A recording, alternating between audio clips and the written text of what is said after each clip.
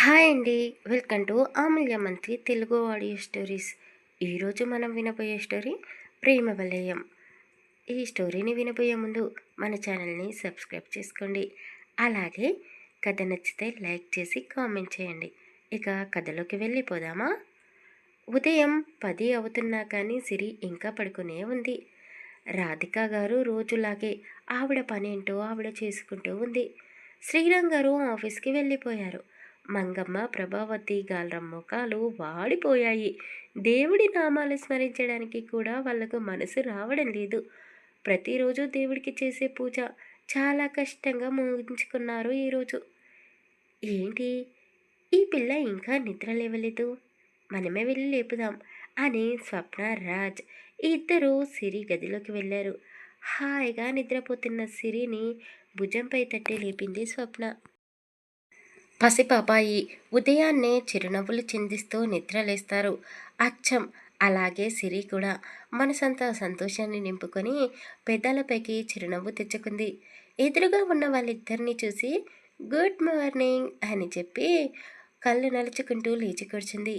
రాజ్, స్వప్నికలు సిరి గదిలో ఒక పర్ఫ్యూమ్ స్మెల్ని పీల్చుకున్నారు. అది ఎవరు వాడుతారో వాళ్ళిద్దరికీ బాగా తెలుసు. ఇద్దరూ ఒకరి ముఖాలు ఒకరు చూసుకొని నవ్వుకున్నారు. ఏంటి, మార్నింగ్ మార్నింగే వచ్చారు? నేను ఎక్కడ లేట్ లేస్తానో అని మీరు కంగారు పడిపోతున్నారు కదా. మీరేమీ టెన్షన్ పడకండి. నైట్ నేను అలారం కూడా పెట్టుకున్నాను. నేను తొందరగానే మీ అన్నయ్య కంటే ముందే నిద్ర లేచాను. చూశారుగా ఎంత ఫాస్ట్గా లేచానో అని కళ్ళెగరిస్తూ చెప్పింది. అవునవును, చాలా ఫాస్ట్గా నిద్ర లేచావు. నువ్వు పల్లెటూరులో పుట్టావు అని చెప్తావు కదా. మీ ఊళ్ళో కోడి కూడా ఇంకా పడుకొనే ఉండొచ్చు. నువ్వు ఎప్పుడు నిద్ర లేస్తావో అప్పుడే దానికి కూడా తెల్లారుతుంది కదా అని రాజ్ కాస్త వెటకారంగా అన్నాడు. ఏంటి, చూపుల్లో తేడా ఉంది, మాటల్లో తేడా ఉంది, మార్చిపోయినట్టున్నారు. నేను మీకు హెల్ప్ చేస్తానని చెప్పాను ఒక విషయంలో. మీరు ఇలా మాట్లాడితే నేను అస్సలు మీ గురించి దేవ్ సార్తో మాట్లాడను అని చెప్పింది. అబ్బా, నువ్వు ఆగు బావా అని స్వప్నిక రాజ్ని మరీ సుకుమారంగా కసిరించింది. అబ్బో, బాగానే కంట్రోల్లో పెడుతున్నావు. ఇంత ముద్దుగా చెప్తే అతను ఎలా నీకు భయపడతాడు అని సిరి అన్నది. అమ్మ తల్లి, ఇప్పటికీ నా స్వప్నకి ఉన్న ఈ తెలివితేటలు చాలు. నువ్వు ట్యూషన్లు చెప్పి దానికి నీ అధిక తెలివిని ప్రసాదించకు. నేను భరించలేను. అసలే అల్పజీవిని. మా అన్నయ్య అంటే చాలా స్ట్రాంగ్గా ఉంటాడు. ఏ విషయమైనా సరే తట్టుకోగలడు. అందుకే నీతో వేగుతున్నాడు అని రాజు చెప్పగానే స్వప్నిక నోటి దగ్గర చేతిని అడ్డు పెట్టుకొని నవ్వేసింది. సిరి కళ్ళు పెద్దగా చేసి వాళ్ళిద్దరూ చూస్తూ ఉంది. అంటే మీ ఉద్దేశం ఏంటి? మీ నానమ్మ, అమ్మమ్మ వాళ్ళకంటే డేంజర్ మనిషినా నేను? అసలు నేను చాలా మంచిదాన్ని. మీ అన్నయ్య పొగరుబోతు, కోపిష్ఠుడు అని నోటికి వచ్చిన మాటలన్నీ అనేసింది. అప్పటికే దేవ్ అక్కడికి వచ్చి డోర్ దగ్గర నిలబడ్డాడు. సిరి అనే మాటలన్నీ వింటూనే ఉన్నాడు. కానీ అతనికి కోపం రావడం లేదు. ఆ మాటలు వింటుంటే చాలా కొత్తగా ఉంది అతనికి. ఒకసారి సిరి టైం వైపు చూసి నోరెళ్ళబెట్టింది. అయ్య బాబోయ్, 10 అయిపోతుందా? మీ అన్నయ్య ఉన్నాడా, వెళ్ళిపోయాడా? అతనితో నేను మాట్లాడాలి అని కంగారు పడిపోయింది. ఎందుకు సరి, ఇంకా మమ్మల్ని టెన్షన్ పెట్టాలని చూస్తున్నావు? బావా అతని నిర్ణయం ఏమిటో అందరితో చెప్పేశాడు అని స్వప్నిక చెప్పడంతో సిరికి గుండె దడ పెరిగిపోయింది. అయ్యయ్యో, వీళ్ళ ప్రేమ గురించి నేను అసలు చెప్పనే లేదు. ఏం చెప్పాడో ఏమో అని అనుకుంటూనే తడపడుతూ, అవునా, ఏం చెప్పాడు? పెద్దల మాటకి గౌరవం ఇచ్చి నిన్నే పెళ్లి చేసుకుంటాను అని చెప్పాడా అని సిరి చిన్నగా అడిగింది. ఆమె మాటలు విని ఇద్దరు ఒకరి ముఖాలు ఒకరు చూసుకొని గట్టిగా నవ్వేశారు. విషయం ఏమిటో సిరికి అర్థం కాలేదు. ఏం జరుగుతుంది, కాస్త నాకు కూడా చెప్తే నేను కూడా నవ్వుతాను కదా. అసలే టెన్షన్తో చచ్చిపోయేలా ఉన్నాను, చెప్పొచ్చు కదా అని నసుగుతూ అడిగింది. స్వప్నిక సిరిని గట్టిగా వాటేసుకుంది. థ్యాంక్స్, మా ఇద్దరి జీవితాలని నువ్వు నిలబెట్టావు, మా ప్రేమని గెలిపించావు. నీకు థ్యాంక్స్ చెప్తే సరిపోదేమో. చెప్పు, నీకు ఏం కావాలి అని స్వప్నిక చాలా సంతోషిస్తూ అడిగింది. రాజు కూడా అంతే సంతోషంగా నీకు ఏం కావాలన్నా సరే తెచ్చి నీ కాళ్ళ దగ్గర పెడతాము అని అన్నాడు. నిజంగా నేను ఏది అడిగినా చేస్తారా అని సిరి అడిగింది. తప్పకుండా చేస్తాము అని ఇద్దరు ఒకేసారి చెప్పారు. అయితే నన్ను మా అమ్మ నాన్నల దగ్గరికి పంపిస్తారా? నాకు మా నాన్నని చూడాలనిపిస్తుంది. అతని వల్లో తలపెట్టి పడుకోవాలనిపిస్తుంది. మా అమ్మతో ఎన్నో కబుర్లు చెప్పాలి. వాళ్ళని చూసి చాలా రోజులు అయిపోయింది. ఎగ్జామ్స్ అయిపోగానే వాళ్ళ దగ్గరికి వెళ్ళిపోవాలి అనుకున్నాను అని సిరి చెబుతూనే అయ్యయ్యో అని తల కొట్టేసుకుంది. ఏ ఏంటి, ఏమైంది? ఇప్పటిదాకా ఎమోషనల్గా బాగానే మాట్లాడావు కదా, అంతలోనే ఏమైంది అని రాజ్ సిరి ప్రవర్తనని చూసి అడిగాడు. ఈరోజు మధ్యాహ్నం నాకు ఎగ్జామ్ ఉంది. First exam day. మర్చిపోయాను మీ గొడవలో పడి. నేను రాత్రి చదువుకోలేదు. ఉదయాన్నే లేచి చదువుకుందాం అనుకున్నాను. కానీ ఒక తీయనైన కల వచ్చింది అని ఆమె మెరిసిపోతున్న కళ్ళతో చెప్పింది. ఏంటి? ఈ పిల్ల ఏదేదో మాట్లాడేస్తుంది. కాస్త పిచ్చి కానీ ఉందా ఏంటి అని రాజు స్వప్నిక చెవి దగ్గర అన్నాడు. అబ్బా బావా, నువ్వు ఊరుకో. ఏది మనసులో దాచుకోదు సిరి. అన్నీ పైకే అనేస్తుంది. ఇంతకీ ఆ కళ ఏమిటో అడుగుతాను చూడు. సిరి, ఎలాంటి కల వచ్చింది? రాజకుమారుడు గుర్రం పైన వచ్చాడా? నిన్ను తీసుకొని వెళ్ళిపోయాడా అని అడిగింది. అవును, రాజకుమారుడే వచ్చాడు. కానీ గుర్రం పైన కాదు, 2 కళ్ళతోనే వచ్చాడు నా గదిలోకి. అవునా? వచ్చి ఏం చేశాడు అని స్వప్నిక ఇంకాస్త ఇంట్రెస్టింగ్గా అడిగింది. ఏం చేశాడు? నేను నేలపై పడుకున్నాను, అతను బెడ్పై పడుకున్నాడు. ఆ తర్వాత ఏం జరిగిందో తెలియదు కానీ అతని కౌగిలిలో హాయిగా ఒదిగిపోయాను అని సిరి సిగ్గుపడుతూ చెప్పింది. ఓస్, అంతేనా? మా అన్నయ్య ఇంకేమీ చేయలేదా అని రాజ్ అడిగేసరికి స్వప్నిక కోపంగా చూసింది. రాజా అన్న మాటలకి సిరి స్పృహలోకి వచ్చింది. అయ్యయ్యో, నేను వీళ్ళతో ఏం వాగేశాను? ఏం మాట్లాడుతున్నావు? మీ అన్నయ్య నా గదిలోకి ఎందుకు వస్తాడు? నేను నా కలలోకి వచ్చిన రాజకుమారుడు గురించి చెప్తున్నాను. అవును, నువ్వు యువరానివి అయితే మా అన్నయ్య కూడా ఒక రాజకుమారుడే కదా. మా అన్నయ్యని తక్కువ చేసి మాట్లాడకు అని రాజేంద్ర అన్నాడు. వాళ్ళ మాటలన్నీ వింటూనే ఉన్నాడు. దేవి మొదటిసారి అతని గురించి అలా మాట్లాడడం విని కాస్త ఆశ్చర్యపోయాడు. సరే కానీ నేను తొందరగా రెడీ అవుతాను. రాజ్, ప్లీజ్ నన్ను ఎగ్జామ్ హాల్కి తీసుకొని వెళ్ళు. అలాగే ఎగ్జామ్స్ అయిపోగానే నన్ను మా ఇంటికి పంపించేసేయాలి. మీ అన్నయ్యని ఎలాగైనా ఒప్పించండి. నేను ఇక ఇక్కడ ఉండలేను అని చెప్పి సిరి వాష్రూంలోకి వెళ్ళింది. వాష్రూంలో ఉన్న అద్దంలో తనని తాను చూసుకుంటూ అసలు దేవ్‌తో నేను వీళ్ళ ప్రేమ గురించి మాట్లాడలేదు కదా! అనగానే దేవేంద్ర మనసులో స్వప్నిక లేదా? మరి ఆ రోజు మత్తులో నన్ను చూసి అతను ప్రేమిస్తున్న అమ్మాయి అనుకుని నా మీద కోపాన్ని చూపించాడు కదా! అది ఎవరు? అది స్వప్నిక కాకపోతే అదెవరు అని ఆలోచించేసరికే ఆమెకి బుర్ర వేడెక్కిపోయింది. అయ్య బాబోయ్! ఈ టెన్షన్‌లో పక్కన పెట్టేసి ముందు నా ఎగ్జామ్స్‌ని హాయిగా రాసుకోవాలి అని చెప్పి తొందరగా ఫ్రెష్ అయిపోయింది. దేవ్ సిరి గదిలోకి రాగానే రాజ్, స్వప్నిక అతనికి మళ్ళీ ఒకసారి థ్యాంక్స్ చెప్పేసి మేము బయటికి వెళ్తున్నాము. మీకు వీలైతే సిరిని కాస్త ఎగ్జామ్ హాల్‌కి తీసుకొని వెళ్తారా అని అడిగాడు అన్నదమ్ములిద్దరి మధ్య అస్సలు మాటలే ఉండవు. ఏదో పొడి పొడిగా గోడలతో మాట్లాడినట్టుగా ఏదైనా అవసరానికి మించి మాట్లాడుకోరు. అందుకే పెద్దవాళ్ళతో మాట్లాడితే ఎంత మర్యాదగా గౌరవంగా మాట్లాడుతాడో దేవ్ దగ్గర కూడా అలాగే మాట్లాడుతున్నాడు రాజ్. సిరి తొందరగా రెడీ అయ్యి గదిలో నుండి బయటికి వచ్చింది. రాజ్ ఎక్కడా కనపడడం లేదు. రాధిక గారు సిరికి టిఫిన్ పెట్టింది.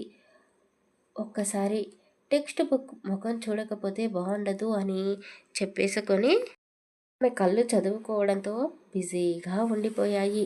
అది గమనించిన దేవ్ ఆమెకి గోరు ముద్దలు పెట్టాడు.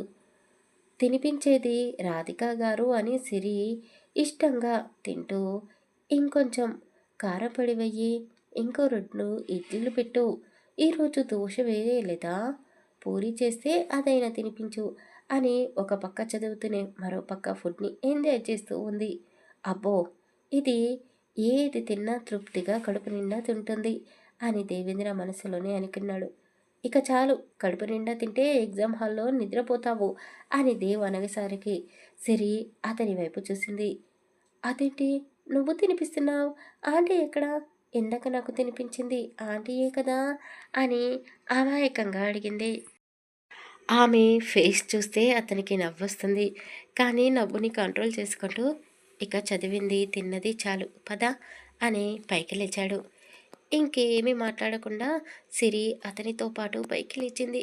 సిరికి ఫైనల్ ఎగ్జామ్స్ ఫస్ట్ డే అవడంతో రాధిక గారు సిరికి దేవుడి కుంకుమ పెట్టి ప్రసాదం కూడా నోట్లో పెట్టింది.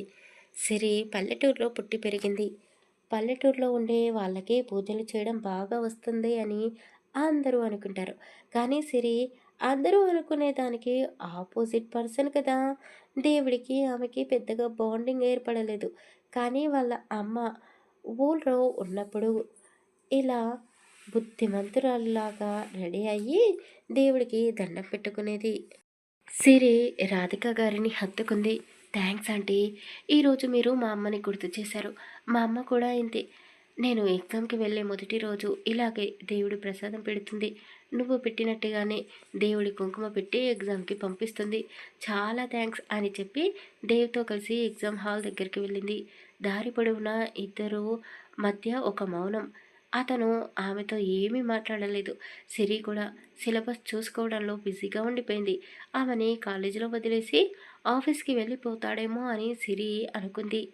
ఆమె ఎగ్జామ్ కంప్లీట్ అయ్యే వరకు అక్కడే ఒక చెట్టు కింద కూర్చొని ఉన్నాడు దేవ్. దేవేంద్ర ఎవరి కోసం వెయిట్ చేయడు. అతను ఒక్క నిమిషం కూడా వేస్ట్ చేయడు. అలాంటి బిజినెస్ మ్యాన్ సిరి కోసం అన్నీ వదులుకొని ఒక చెట్టు కింద కూర్చోవడం అంటే మామూలు విషయం కాదు. సిరి దేవేంద్రాన్ని చూసింది. ఎందుకు ఇంకా ఇక్కడే కూర్చున్నాడు, వదిలిపెట్టిన తర్వాత వెళ్ళిపోవచ్చు కదా అని మనసులోనే అనుకుంది. ఆమె ఫ్రెండ్స్ అందరూ సిరిని చుట్టుముట్టేశారు. ఎగ్జామ్ హాల్లో మాట్లాడడానికి వీలు లేదు కాబట్టి సిరిని చూసి అందరూ హ్యాపీగా ఫీల్ అయ్యారు.